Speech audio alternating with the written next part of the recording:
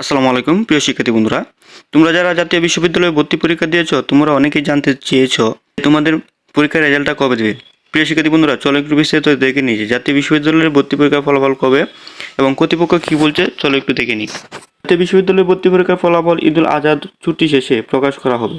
ইতিমধ্যে ছুটি শুরু হয়ে যাওয়ার পর এবং পরীক্ষার্থীদের সংখ্যা অনেক বেশি হয় এমন সিদ্ধান্ত নেওয়া হয়েছে বলে জানিয়েছে কর্তৃপক্ষ। গতবার শনিবার 31 মে বেলা 11টার দুপুরে 12টা পর্যন্ত দেশের 64 জেলা শহরে 879টি কেন্দ্রে পরীক্ষা অনুষ্ঠিত হয়। এতে অংশ নিতে আবেদন করেছিলেন প্রায় 5 লাখেরও বেশি পরীক্ষার্থী। বিশ্ববিদ্যালয়ের উপাচার্য অধ্যাপক এস.এম. আমানুল্লাহ দ্য ডেইলি ক্যাম্পাসকে বলেন, জাতীয় বিশ্ববিদ্যালয়ে ভর্তি পরীক্ষার ফলাফল ঈদের পরে প্রকাশ করা হবে। রবিবার থেকে বিশ্ববিদ্যালয় ছুটি হয়ে গেছে। এছাড়া পরীক্ষার্থীর সংখ্যা 5 লাখেরও বেশি। সবকিছু বিবেচনা নিয়ে ঈদের পরে ফলাফল প্রকাশের সিদ্ধান্ত নেওয়া হয়েছে। জানা গেছে 2014-15 শিক্ষাবর্ষ জাতীয় বিশ্ববিদ্যালয়ে ভর্তি পরীক্ষার মাধ্যমে শিক্ষার্থীরা ভর্তি করানো হতো।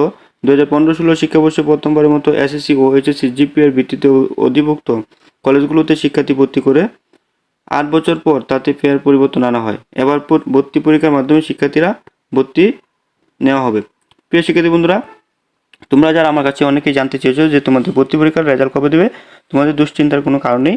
ঈদের পর তোমাদের যখন স্কুল প্রতিষ্ঠান সব খোলা হবে তোমাদেরকে রেজাল্ট দিয়ে দেবে। আনুমানিক 20 থেকে 25 তারিখের ভিতরে তোমার রেজাল্ট দিয়ে দেবে। প্রিয় শিক্ষার্থী বন্ধুরা, সকল শিক্ষার্থীদের আপডেট পেতে